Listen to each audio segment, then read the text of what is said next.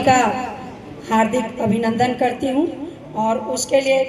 एक बढ़िया सा लाइन प्रस्तुत करना चाहती हूँ। आज हम सभी छत्तीसगढ़ कर्मचारी अधिकारी फेडरेशन की इस सभा में हैं और भगवान जगन्नाथ जी के इस पावन धरा पर बैठे हुए हैं, तो मैं उसके लिए कहना चाहती हूँ कि भगवान जगन्नाथ जी का ये माटी हम सभी के माथे का चंदन है और इस पवित्र धरा पर और इस नववर्ष मिलन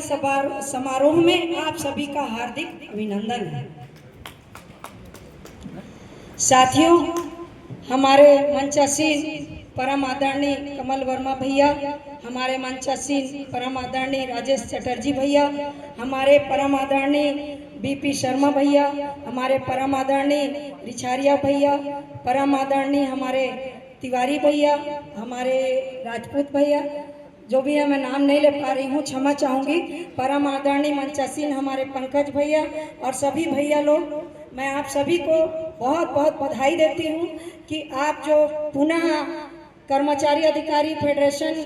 में जो नई कार्यकारिणी के रूप में पुनः चयनित हुए हैं और दायित्वों को संभाले हैं, उसके लिए आप सभी को बहुत बहुत बधाई। और हम सभी जो यहाँ पे विभिन्न जगहों से आए हुए प्रदेश अध्यक्ष और पदाधिकारी, जो विभिन्न प्रकार के हमारे जिला संयोजक कर्मचारी अधिकारी फेडरेशन जो आज बैठे हुए हैं, मैं आप सभी को भी बहुत बहुत बधाई देती हूँ कि आपको वही चुनिंदा,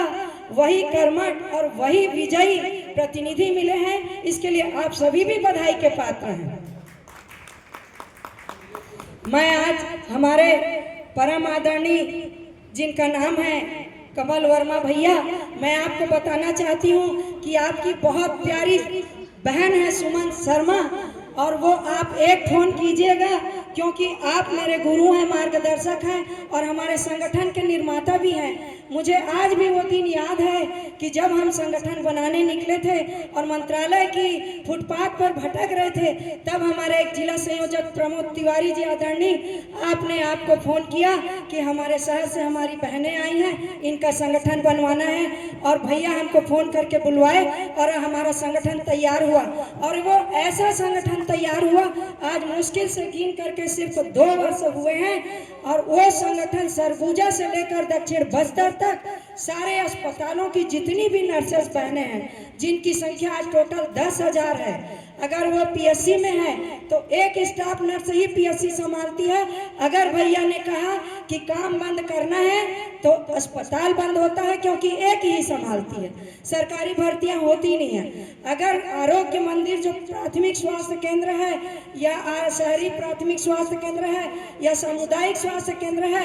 अधिकतर देखा जा रहा है कि नर्सेस बहनों के सहारे लोगों की जिंदगियां होती हैं। डॉक्टर पर्ची लिख के चले जाते हैं, लेकिन मरीज के साथ अगर कोई जुड़ता है भावनाओं से, उपचारों से या उनकी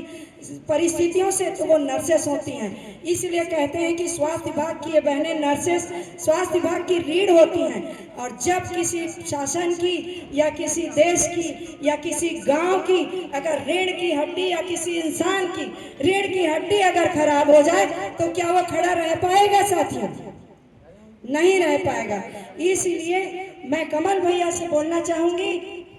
कि जब भी हमारी कमल भैया हमारे अधिकारियों को एक फोन करें, 20-20 साल से पदोन्नति नर्सों का नहीं हो पाया है। विभिन्न कैडरों की पदोन्नति होती जा रही है। लोगों को लगता है कि ये औरतें हैं, इन्हें दबाना चाहिए, ये औरतें, इनकी बातों को अनसुना कर देना चाहिए, पर उन्हें ये नहीं पता कि ये जो बहनें हैं ये कमल वर्मा भैया की बहनें हैं। अगर इनकी बातों को ठुकराया तो खैर नहीं। साथियों, मैं कमल भैया से निवेदन करूंगी कि जब भी पदोन्नति की बात आए, नर्स बहनों की पदोन्नति को अवश्य याद रखें। संचालनालय के अंदर 20 सालों से पदोन्नति नहीं हुई है, और बात जब काम की निकलती है तो जैसे भारत के आज़ादी का समय था, तो जो स्वतंत्रता सेनानी एक बार युद्ध करके अपने प्राणों की आहुति देकर मर गए थे, आज भी उनकी तस्वीरों पर, चाहे कर्मचारी हो, अधिकारी हो, भारत का कोई भी नागरिक हो, फूल की माला चढ़ाता है। लेकिन जब कोरोना जैसा एक वायरस आया, जब वहाँ पर मौत का प्रकोप आया, उस समय हम लोग वही स्वतंत्रता सेनानी की तरह अपने प्राणों की आहुति को दांव पे लगा के सेवा करते रहे। कई मंत्री आए, अधिकारी आए, बोले भत्ता देंगे, भत्ता देंगे, ना अत्ता मिला ना भत्ता मिला, और उल्टा मिला क्या वो बताती हूँ जब भी इलाज के लिए नर्सेस खड़ी होती है, अगर इलाज बढ़िया हो गया तो दुआ थोड़ी बहुत देते हैं मरीज, लेकिन अगर काम बिगड़ गया तो लात मारो, घूसा मारो, बेइज्जती करो और उनको FIR करो, पता नहीं क्या क्या करो। तो मैं आज कमल वर्मा भैया से कहूंगी कि कोई भी स्वास्थ्य विभाग का अधिकारी, कर्मचारी या नर्सेस ये नहीं चाहता कि मेरे हाथों से मेरे मरीज को कुछ नुकसान हो, इसलिए वो सदा निर्दोष होता है। उनके ऊपर जो ये आक्रमण होते हैं उसको भी अपने पत्र में शामिल करें कि स्वास्थ्य विभाग के किसी भी कर्मचारी को किसी भी प्रकार की हिंसा नहीं होनी चाहिए।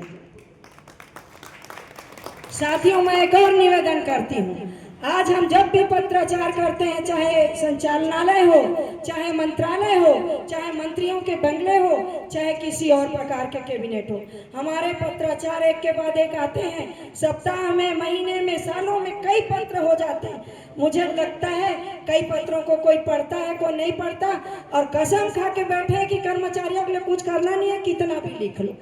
तो मैं कमल भैया को बोलती हूँ कि आपके साथ संबद्धता में जो 106 संगठन है, आप मंत्रालय के सर्वश्रेष्ठ अधिकारी हैं, आप उनको बता के रखिए कि आपके 6 संगठनों में से अगर कोई भी संगठन का पत्र आता है तो उसको आपको पढ़ना पड़ेगा, उसको मानना पड़ेगा और निराकरण करना पड़ेगा।